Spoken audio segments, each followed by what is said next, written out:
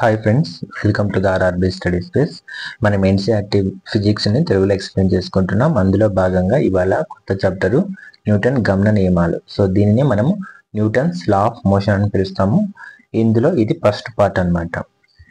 So ఎవరైనా కనుక మన ఛానల్ని ఫస్ట్ టైం చూస్తున్న వాళ్ళైతే సో వాళ్ళకి పీడిఎఫ్లో అనేది అవైలబుల్గా ఉన్నాయి. ఫిజిక్స్ అవైలబుల్లో ఉంది, కెమిస్ట్రీ ఉంది. సో బయాలజీలో కూడా కొన్ని చాప్టర్స్ అంటే ఒక 11 చాప్టర్స్ ఉన్నాయి. ఎవరైనా కావాల్సిన వాళ్ళు స్క్రీన్ పై ఉన్నటువంటి నెంబర్ పైన సో మీరు వాట్సాప్ చేసి వాటిని తీసుకోగలరు. నెక్స్ట్ న్యూటన్ గమన నియమాలు, వీటినే న్యూటన్స్ లా ఆఫ్ మోషన్ అని కూడా పిలుస్తారు. ఏమంటున్నాడు, ఏ వస్తువుకైనా ఉండేటువంటి సహజ స్థితి నిశ్చల స్థితి అని నిర్ధారించి కదిలే ఏ వస్తువైనా సాధారణంగా చివరికి నిశ్చల స్థితికి రావాలి అని చెప్పింది ఎవరంటే అరిస్టాటిల్ అనమాట. సో అరిస్టాటిల్ అనేటువంటి సైంటిస్ట్ ఏం చేశాడంటే ఒక ప్రతిపాదించాడు. ఏమంట, ఏ వస్తువుకైనటువంటి ఉండేటువంటి ఒక సహజమైన స్థితి నిశ్చల స్థితే.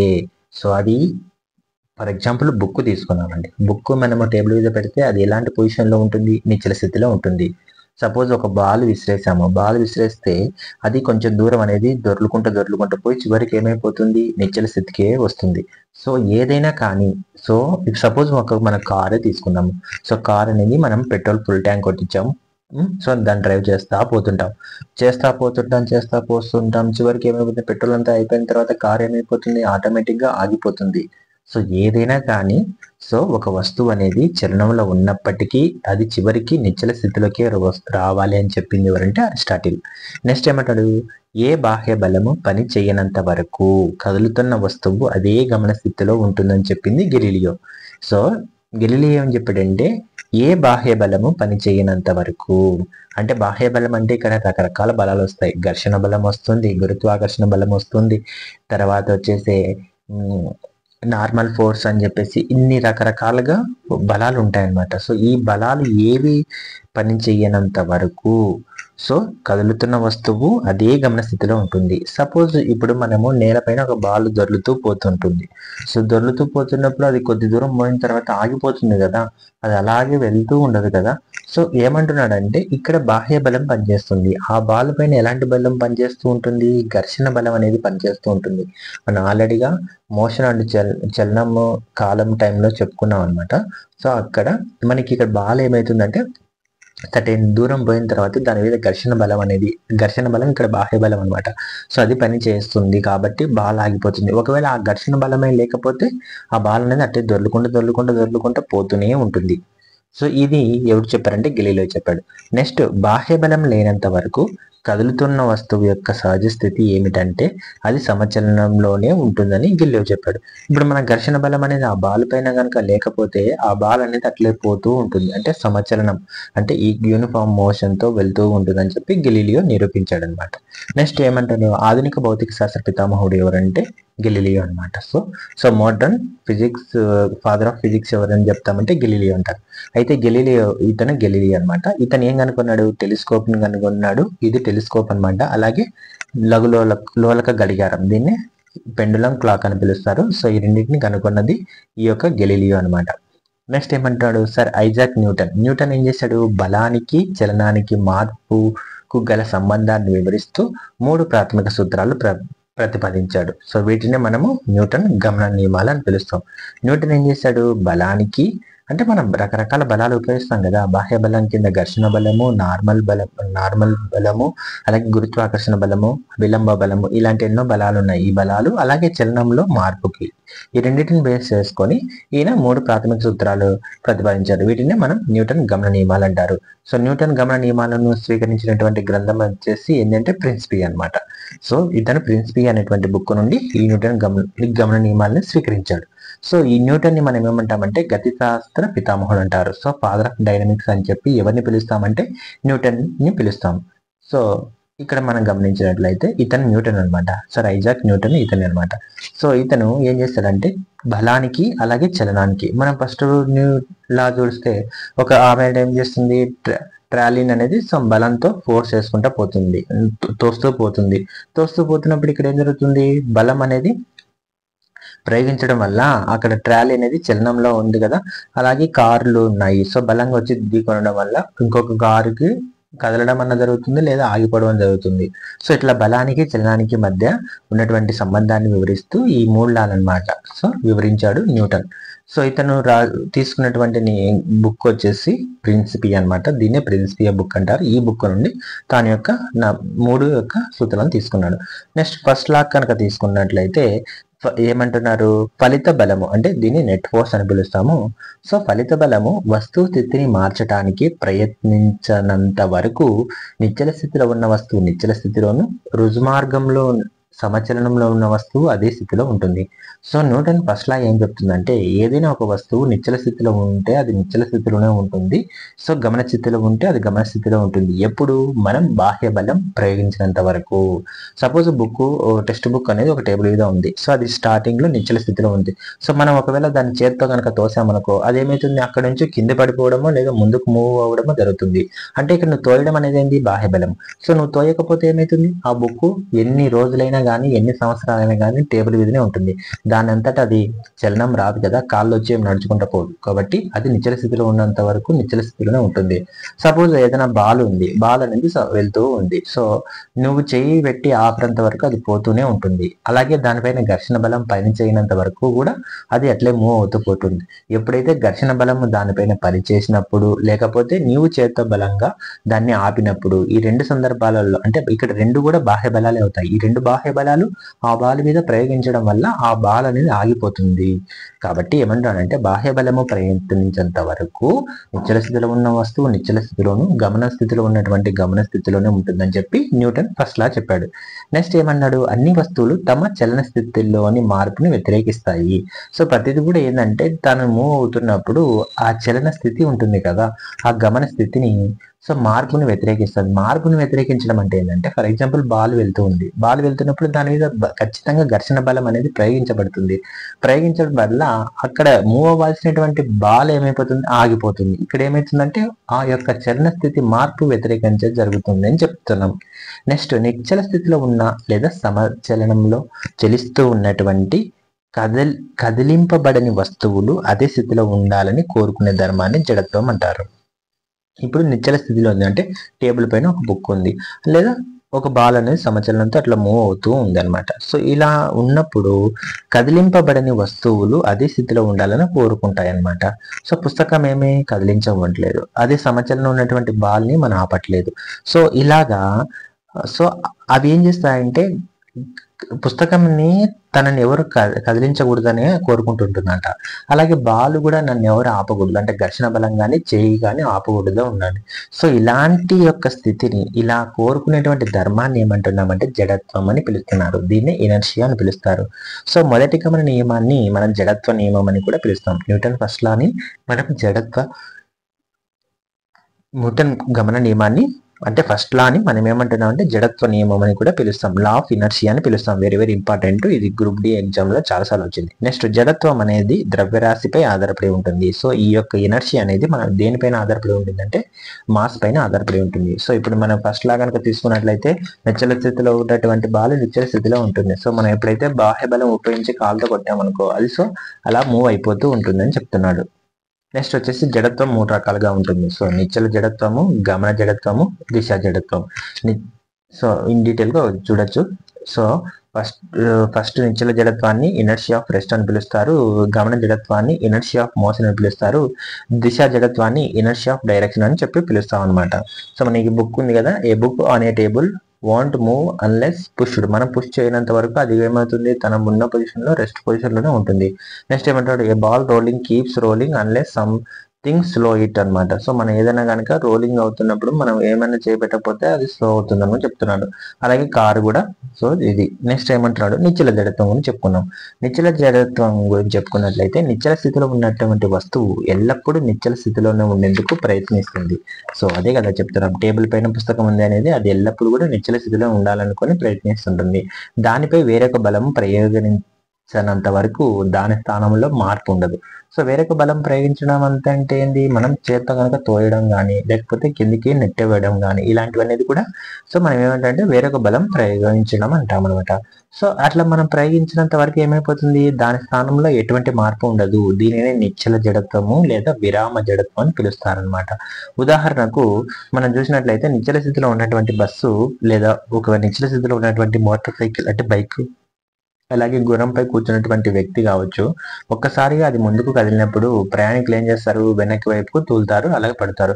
సో మన బస్సులో కనుక ఉన్నాము, సో సడన్ గా బస్సు స్టార్ట్ అయింది అనుకోండి, అంటే బస్సు నిశ్చల స్థితిలో ఉన్న బస్సు సడన్ గా స్టార్ట్ అయింది అనుకో, ఏమవుతాం, మనం వెనక్కి పడతాం అనమాట. అదేవిధంగా మోటార్ సైకిల్, బైక్ మీద కానీ, సో బైక్ మీద కూర్చున్నాం, సడన్ గా బైక్ స్టార్ట్ చేసినప్పుడు మనం కొంచెం వెనక్కి బెండ్ అవుతాం అనమాట. ఇవన్నీ కూడా నిశ్చల జడత్వానికి ఉదాహరణలే. అలాగే చెట్టు కొమ్మ ఊపినప్పుడు పండ్లు కింద రాలి పడిపోవడం ఉంది కదా. సో మనం చెట్టు కొమ్మను ఏదైనా ఊపామనుకో, చెట్టు కొమ్మ మీద పండ్లు ఆల్రెడీ నిశ్చల స్థితిలో ఉంటాయి. సో మనం ఫోర్స్ ఊపడం, బాహ్య బలం ఉపయోగించి ఊపడం వల్ల అవి కింద రాలిపోతాయి. అలాగే దుప్పటిని విదిలించినప్పుడు మనకేమంటాడు, దుప్పటిని విదిలించినప్పుడు దుమ్ము ధూళి కణాలు కింద పడిపోతాయి. సో మనం ఇప్పుడు ఏదైనా దుప్పటిని మనం పొద్దున్న లేచినప్పుడు బెడ్షీట్ లో ఫోల్డ్ చేసుకుంటాడు, దుమ్ము మనము దులిపినప్పుడు ఏమైతాయంటే దుమ్ము ధూళి కణాలు మనకు బయట పడిపోతాయి కదా. అలాగే నెక్స్ట్ ఫ్యాన్ స్విచ్ వేయగానే అది నిదానంగా తిరుగుతుంది. సో ముందు స్టార్టింగ్ లో ఫ్యాన్ ఎలా ఉంటుంది, నిశ్చల స్థితిలో ఉంటుంది. సో మనం ఎప్పుడైతే బాహ్య బలం ఉపయోగించి ఒక స్విచ్ వేసామనుకో, దానికి విద్యుత్ శక్తి రావడం వల్ల అది చిన్నగా తిరగడం స్టార్ట్ అవుతుంది. అలాగే ఏమంటాడు, నెక్స్ట్ క్యారమ్ బోర్డులో నిలువుగా పేర్చినటువంటి కాయిన్స్ ఉంటాయి కదా, మనం క్యారమ్ బోర్డులో కాయిన్స్ పెడతాం కదా, మనం దాన్ని స్ట్రైకర్ తో కొడితే ఏమవుతుంది, సో గట్టిగా కొట్టేస్తే మనకు అదొక్కటే బయటికి వెలుపలికి రావడం జరుగుతుంది. అట్లా ఒకదాని మీద ఒకటి పెట్టినప్పుడు ఈ కాయిన్స్ మనం గట్టిగా స్ట్రైకర్ తో కొట్టామనుకో, కింద ఏమైతుంది, ఏ కాయిన్ కి అయితే తగిలిందో ఆ కాయిన్ మాత్రం బయటకు వస్తుంది కదా. సో ఇవన్నీ కూడా ఎగ్జాంపుల్స్ అన్నమాట. నెక్స్ట్ ఏమంటాడు, గమన జడత్వం గురించి చెప్పుకుందాం. నెక్స్ట్ గమన జడత్వం. గమన జడత్వం అంటే ఏంది, గమనంలో ఉన్న వస్తువు తనంతట తాను తన స్థితిని మార్చుకోలేని ధర్మాన్ని గమన జడత్వం అంటారు. సో ఇప్పుడు బాల్ మూవ్ అవుతూ పోతుంది, మూవ్ అవుతున్నటువంటి బాల్ ని మనము ఇలా మూవ్ అవుతున్నటువంటి బాల్ ని మనం చేయబట్టి ఆపుకోపోయినా, లేకపోతే ఏదన్నా ఘర్షణ బలం అనేది దాని మీద ప్రయోగించినంత వరకు అది అలాగ మూవ్ అవుతూనే పోతూ ఉంటుంది అని చెప్పి గమన జడత్వం చెప్తుంది. నెక్స్ట్ ఏమంటున్నాడు, గమనంలో ఉన్న బస్సు నుండి దిగిన ప్రయాణికుడు ఆ బస్సు వెంట కొంత దూరం పరిగెడుతుంటారు. సో మనం సిటీ బస్సు ఎక్కి ఉంటాము, సో ఏదైనా స్టాప్ రాకుండా మనం దిగుతుంటాం అనుకో, అది కదులుతూ ఉన్నప్పుడు మనం దిగాల్సి వస్తుంటది కొన్నిసార్లు. ముఖ్యంగా హైదరాబాద్ లాంటి సిటీలలో మనం ఎక్కువగా గమనిస్తూ ఉంటాం అనమాట, సిటీ బస్సులలో. సో అప్పుడు ఏమైందంటే బస్సు అనేది స్లోగా వెళ్తూ ఉంటుంది, మనం సడన్ గా దిగాల్సి వస్తుంది. అప్పుడు ఏమంటాం, మన బస్సుతో పాటు కొంచెం దూరం వరకు పరిగెడుతూ ఉంటాం కదా. సో దాన్ని మనం ఏమంటున్నామంటే గమన జడత్వానికి ఒక ఉదాహరణగా చెప్పుకుంటున్నాము. అలాగే గమనంలో ఉన్న బస్సుకి నెక్స్ట్ ఏమంటాడు, గమనంలో ఉన్నటువంటి బస్సుకి డ్రైవర్ అకస్మాత్తుగా బ్రేక్లు వేసినప్పుడు అందులో ప్రయాణిస్తున్న ప్రయాణికులు ముందు వైపు తూలుతారు. సో మనం ఏదైనా ఇప్పుడు బాగా బస్సు వెళ్తున్నప్పుడు సడన్ గా బ్రేక్ వేసాం అనుకో, ఏమవుతాము, సో మనం కొంచెం ముందుకు అనేది పడిపోతాం కదా. సో ఇట్లాగా బస్ మోషన్ లో ఉన్నప్పుడు ఇలా ఉంటుంది నార్మల్ గానే, బస్ సడన్ గా బ్రేక్ వేస్తే మనం ఏమవుతాం, ఇట్లా కొంచెం బెండ్ అయిపోతాం అని చెప్తున్నాం అనమాట. అదే విధంగా గమనంలో ఉన్నటువంటి సైకిల్ కి ఏమంటారు, నెక్స్ట్ థర్డ్ పాయింట్, గమనంలో ఉన్న సైకిల్ కానీ మోటార్ ఏదైనా బైక్ కానీ ముందటి చక్రానికి బ్రేక్ వేస్తే అది పల్టీలు కొడతా పోతుంటుంది కదా. సో మనం ఫ్రంట్ బ్రేక్ వేస్తామనుకు ఏమవుతామంటే కొంచెం పల్టీలు కొట్టి కింద పడే అవకాశం ఉంటుంది. సో అర్థమైనంత వరకు మనం ఎప్పుడు కూడా బ్యాక్ బ్రేకే వేస్తుంటాం కదా అనమాట. నెక్స్ట్ దూకుటకు ముందు ఆటగాడు కొంత దూరం పరిగెత్తడం వల్ల అది ఎక్కువ దూరం దూకగలడు. సో మనం లాంగ్ జంప్ చేస్తుంటాం కదా, సో లాంగ్ జంప్ లో ఎక్కువ కొంచెం దూరం నుంచి మనం పరిగెత్తుకుంటూ వచ్చి దూకుతాం అనమాట. ఇది కూడా గమన జడత్వానికి ఉదాహరణ. అలాగే ఫ్యాన్ స్విచ్ ఆపేసినప్పుడు దాని రెక్కలు కొద్దిసేపు అలాగే తిరుగుతుంటాయి. సో మనం ఫ్యాన్ ఆఫ్ చేసిన వెంటనే ఫ్యాన్ రెక్కలు తిరగడం ఆగిపోదు కదా, సో నిదానంగా రెక్కలు తిరిగి ఆగడం జరుగుతుంది. ఇవన్నీ కూడా గమన జడత్వానికి ఉదాహరణలు అనమాట. ఇప్పుడు చూడండి, లాంగ్ జంప్, సో దూకుటకు ముందు ఆటగాడు కొంత దూరం పరిగెత్తుకుంటూ వస్తాడు కదా, పరిగెత్తుకుండడం వల్ల అతను ఎక్కువ ఎత్తు దూకగలుగుతాడు అన్నమాట, దూరం దూకగలుగుతాడు. అలాగే ఫ్యాన్ స్విచ్ ఉంది, ఫ్యాన్ స్విచ్ ఆపినప్పుడు దాని రెక్కలు కొద్దిసేపు తిరిగి ఆగిపోతాయి కదా. సో ఇవన్నీ కూడా దాని కిందకి అనమాట. నెక్స్ట్ దిశ జడత్వం. దిశ జడత్వం అని చెప్తున్నాము, ఏదైనా ఒక దిశలో చెలిస్తున్నటువంటి వస్తువు తనంతట తానుగా తన దిశను మార్చుకోలేదు. సో ఒక డైరెక్షన్ లో పోతూ ఉంది, సో తనంతట తానేం పోవట్లేదు. సో మనం ఏదైనా ఒక బలం మార్చుకోలేని పరిస్థితి వస్తుంది కదా, దాన్ని మనం దిశా జడత్వం అంటారు. సో దిశా జడత్వాన్ని మనం ఎక్కడ చూస్తుంటాం అంటే మలుపుల్లో బస్సులోని ప్రయాణికులకు పక్క వైపు తూలుతారు. సో ఇప్పుడు మలుపు రానంత వరకు ఏం చేస్తారు, ప్రయాణికులు స్ట్రైట్ గానే బస్సు వెళ్తూ ఉంటుంది కాబట్టి నార్మల్ గానే పొజిషన్ లో ఉంటారు. సడన్ గా ఇది మనకు మలుపు రావడం వల్ల ఏమవుతామంటే మనం కూడా బస్సు తిరిగినప్పుడు ఒక సైడ్ కు బెండ్ అవుతాం అన్నట్టు, వంగిపోతాం అన్నమాట. సో దీన్ని మనము దిశా జడత్వం కింద చెప్తాము. అదే విధంగా బస్సు, లారీ వంటి చక్రాలకు అంటుకొని ఉన్న దుమ్ము ధూళి కణాలు కోణీయంగా కింద పడిపోతుంటాయి. సో మనము ఏదైనా బస్సు కానీ ఇట్లా టైర్లకు మట్టి ఉంటుంది కదా, సో మనము తిప్పినప్పుడు ఇప్పుడు సపోజ్ ముఖ్యంగా ఎప్పుడు గమనిస్తారంటే, ఇప్పుడు బైక్ ఉంటుంది కదా, బైక్ని స్టాండ్ వేసేసి డబల్ స్టాండ్ వేసేసి మీరు కనుక బండి యొక్క చక్రాన్ని కనుక మరి తిప్పినప్పుడు ఏమైందంటే దానికి అంటుకున్నటువంటి మట్టి దుమ్ము ధూళి అనేది కొంచెం సమ్ యాంగిల్లో కోణీయంగా పడిపోతాయి కదా. ఇదంతా కూడా దిశ జడతానికి ఉదాహరణగా చెప్తాము అనమాట. నెక్స్ట్ ఇంకోటి ఏమంటున్నాడు, వస్తువుపై ఘర్షణ కానీ గాలి నిరోధం కానీ గురుత్వ బలం వంటి ఇతర బలాలు కూడా పనిచేస్తూ ఉండొచ్చు. సో మనం ఒక వస్తువు పైన రకరకాల ఫోర్సులు పనిచేస్తూ ఉంటాయి అన్నమాట. ఇవన్నీ కూడా బాహ్య బలాల కిందకి వస్తుంది. So normal force, gravitation force, అలాగే అప్లైడ్ ఫోర్స్, ఫ్రిక్షన్, ఇవన్నీ కూడా బలాలు అనమాట. ఇవన్నీ ఏం చేస్తుంటాయంటే వస్తువు పైన పనిచేస్తున్నటువంటి బలాలు అనమాట. నెక్స్ట్ ఏమంటున్నాడు, ఒక వస్తువు పై పనిచేసే ఫలిత బలం శూన్యమైతే ఆ వస్తువు సమస్థితిలో ఉంటుంది అంటాము. ఇప్పుడు మనం ఒక వస్తువు ఉంది, ఆ వస్తువు పైన మనం ఎలాంటి బలం ప్రయోగించట్లేదు, అంటే సపోజ్ బలం ప్రయోగించినాం కానీ ఆ వస్తువు సమస్థితిలో ఉంది అని కూడా చెప్పచ్చు. ఉదాహరణకు ఇది ఏంటంటే సపోజ్ ఒక వాల్ ఉంది, ఒక గోడను ఉంది, ఆ గోడను నువ్వు ఎంతో బలం ఉపయోగించి తోసినప్పటికీ ఏమన్నా గోడ కదులుతుందా, కదలదు కదా. ఇక్కడ ఏమైపోతుంది, వస్తువుపై పనిచేసే బలం నువ్వు పని చేసావు కానీ అదేమైతుంది అంటే జీరో, దానివల్ల ఏం వర్క్ జరగలేదు కదా, అక్కడ పని జరగలేదు కదా. సో కాబట్టి ఆ వస్తువు సమస్థితిలోనే ఉంటుంది కదా. సో గోడ ఏమైనా కదులుతుందా, కదలదు కదా, అది సమస్థితిలో ఉందని చెప్తున్నాం. నెక్స్ట్ ఏమంటాడు, ఒక అసమతుల్య బలము, దీన్ని అన్బ్యాలెన్స్డ్ ఫోర్స్ అని పిలుస్తారు. ఒక అన్బ్యాలెన్స్డ్ ఫోర్స్ ప్రయోగింపబడే వరకు ఒక వస్తువు నిశ్చల స్థితిలోనే ఉంటుంది. సో బ్యాలెన్స్డ్ ఫోర్స్, సపోజ్ గోడకు ఒక బలం ఉంటుంది, సో నీకు ఒక బలం ఉంటుంది. మీరిద్దరు కనుక గోడకు నువ్వు తోస్తూ ఉన్నావు అనుకో, తోస్తూ ఉన్నప్పుడు నీ బలము గోడ బలానికి ఈక్వల్ అయినప్పుడు అది పడిపోతుందా, పడిపోదు కదా. అది ఒక జేసీబీతోనో నువ్వు తెచ్చి నువ్వు ఆ గోడను కూల్చడానికి ట్రై చేసావు అనుకో, అది ఖచ్చితంగా కూలిపోతుంది. ఇక్కడ జేసీబీ అనేది ఒక అన్బ్యాలెన్స్డ్ ఫోర్స్ అనమాట. సో మామూలుగా అయితే నీవ్ అనేది బ్యాలెన్స్డ్ ఫోర్స్ అవుతావు నువ్వు, అది జేసీబీతో తోయడం అనేది అన్బ్యాలెన్స్డ్ ఫోర్స్ అవుతుంది. నెక్స్ట్ ఏమంటున్నాడంటే ఇది కూడా నీ బలానికి ఆ చెక్క పెట్టే యొక్క బలం రెండు ఈక్వల్ అయినప్పుడు అది ఏం మూవ్ అవ్వదు అనమాట. ఒకవేళ నీ బలం ఎక్కువైపోయి దాని బలం తక్కువైనప్పుడు అప్పుడు ఏం చేస్తుందంటే అది మూవ్ అవుతుంది. సో ఇక్కడ నీ బలం దాని బలాన్ని అన్బ్యాలెన్స్డ్ గా ఉన్నప్పుడు మాత్రమే వస్తువు అనేది నీకు మూవ్ అవుతుంది. సో అన్బ్యాలెన్స్డ్ గా ఉన్నప్పుడు మూవ్ అవ్వదు అని చెప్తున్నాడు. నెక్స్ట్ ఏమంటాడు, బరువైన లేదా ఎక్కువ ద్రవ్యరాశి గల వస్తువులు ఎక్కువ జడత్వాన్ని స్పష్టంగా చూపుతాయి. సో ఏదైనా ఒక బరువైన వస్తువు కావచ్చు, అలా లేకపోతే ఎక్కువ ద్రవ్యరాశి కలిగినటువంటి వస్తువు కావచ్చు. ఈ వస్తువులు ఏం చేస్తాయంటే ఎక్కువ జడత్వం ఉంటుంది. ఒక వస్తువు యొక్క జడత్వాన్ని ఏమంటున్నాడు, ఒక వస్తువు యొక్క జడత్వాన్ని దాని ద్రవ్యరాశితో కొలుస్తారు. ఏదైనా ఒక వస్తువు యొక్క ఎనర్జీ అనేది దాన్ని దేంట్లో కొలుస్తారు, మాస్, ద్రవ్యరాశిలో కొలుస్తారు. ఒక వస్తువు యొక్క ద్రవ్యరాశిని మనం జడత్వానికి కొలతగా చెప్తాము. జడత్వానికి యూనిట్స్ ఏంటంటే మాస్ అనమాట. సో మాస్ కాబట్టి కేజీఎస్ అని చెప్పుకుంటాం. నెక్స్ట్ ఏమన్నాడు, రెండవ గమన నియమం ఏం చెప్తుంది, ఒక అసమతుల్య బలము అంటే ఒక అన్బ్యాలెన్స్డ్ ఫోర్స్ ఒక వస్తువుపై పనిచేసినప్పుడు దాని వేగం మారుతుంది, అంతే కదా. ఇప్పుడు నీ బలం ఈక్వల్ గా అయినప్పుడు అదేమైపోతుంది, నీ బలం వస్తువు బలం ఈక్వల్ అయినప్పుడు అదే మూవ్మెంట్ అవ్వదు అనమాట.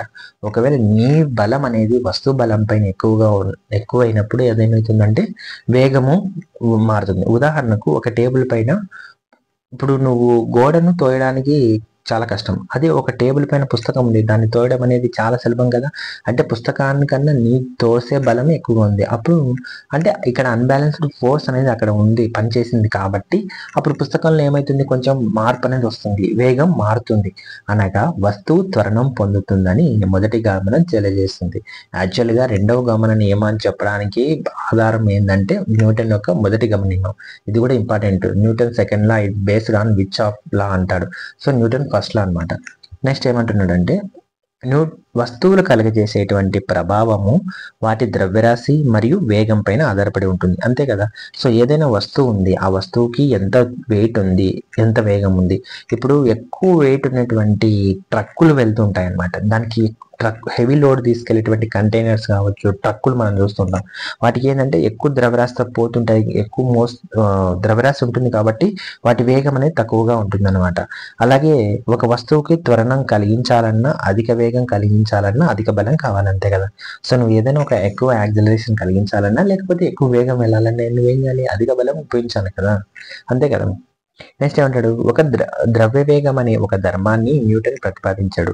సో ఇక్కడ ఏం చేశాడంటే సెకండ్ లాలో ద్రవ్య వేగం అనేటువంటి కాన్సెప్ట్ ని న్యూటన్ తీసుకొచ్చాడు. ఇది ఏంటంటే ఒక వస్తువు యొక్క ద్రవ్యరాశి m మరియు వేగముల యొక్క లబ్ధాన్ని ద్రవ్య వేగం అని పిలుస్తారు. ఎందుకు ద్రవ్య వేగం కాన్సెప్ట్ తీసుకురావాల్సి వచ్చిందంటే, ఒక వస్తువుని అధికంగా అంటే ఒక బాగా బరువు ఉన్నటువంటి ఒక వస్తువుని కావచ్చు, లేదా త్వరణం ఉన్నటువంటి వస్తువు కావచ్చు, దానికి అధిక వేగంగా తీసుకెళ్ళాలి. అధిక వేగంగా తీసుకెళ్లాలంటే నీకు అధిక బలం అనేది కావాలి.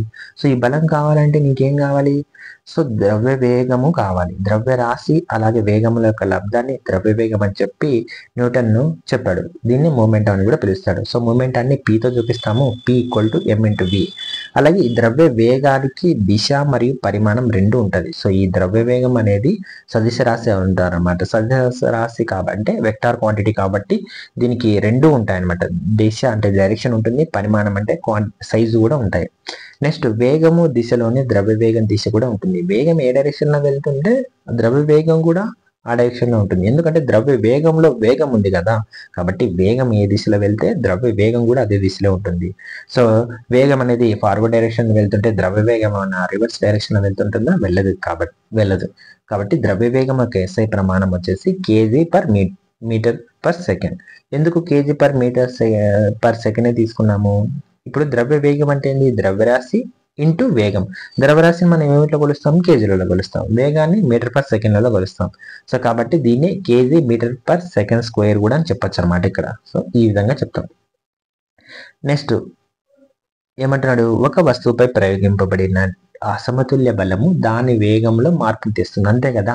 ఇప్పుడు సమతుల్య బలంని ఉపయోగిస్తే దాని వేగం ఏమన్నా మారుతుందా, వేగం ఏం మారదు. నువ్వు ఎప్పుడైతే అసమతుల్య బలం అంటే అన్బ్యాలెన్స్డ్ ఫోర్స్ నువ్వు వాడినట్లయితేనే నీకు అప్పుడు ఆ వస్తువులో వేగం వస్తుంది అనమాట.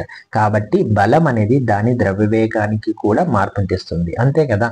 వేగం మారుతుంది బలం వల్ల అంటే ద్రవ్య వేగం కూడా మారుతుంది కదా. నెక్స్ట్ ద్రవ్య వేగంలో మార్పు బలం పరిమాణం మీదే కాకుండా బలం పనిచేసినటువంటి సమయం మీద కూడా ఆధారపడుతుంది. ఇప్పుడు ద్రవ్య వేగంలో మనం ఏం చేస్తున్నాము, బలం వల్ల దాని యొక్క వేగము మారుతుంది, అంటే దాని యొక్క పరిమాణము దిశ కూడా అన్ని మారుతాయి. వీటితో పాటుగా కాలం కూడా దాని మీద ఆధారపడి ఉంటుంది. ఇప్పుడు ద్రవ్య వేగం మెయిన్గా ఆధారపడేది ఏ దాని మీద, సో బలం యొక్క పరిమాణం అంటే నువ్వు ఎంత బలం యూజ్ చేస్తున్నావు, ఎన్ని న్యూటన్ల ఫోర్స్ అనే దానిపైన ఉపయోగిస్తున్నావు. అదే కాకోకుండా టైం కూడా ఎంత టైంలో, ఒక గంటన, ఒక 10 నిమిషాల, ఒక 5 నిమిషాల, ఇంత టైంలో అది నువ్వు ఒక చోటు నుంచి ఇంకో చోటుకి మూవ్ చేస్తున్నావు అనే దాని కూడా ఈ యొక్క ద్రవ్య వేగంలో ఈ రెండు ఆధారపడి ఉంటాయి. ఒక వస్తువు ద్రవ్య వేగాన్ని మార్చడానికి అవసరమైన బలము ద్రవ్య వేగము మార్పు జరిగే రేటు మీద ఆధారపడి ఉంటుంది. ఇప్పుడు ఏమంటాడు, ఒక వస్తువు ద్రవ్య వేగాన్ని మార్చాలి. నువ్వు ద్రవ్య వేగం అంటే ఏం లేదు, ఉదాహరణకు హెవీ లోడ్తో వెళ్ళేటువంటి ఒక హైవే మీద హెవీ లోడ్తో వెళ్ళేటువంటి ఒక కంటైనర్ కలిగినటువంటి ఒక ట్రక్ అనుకోండి.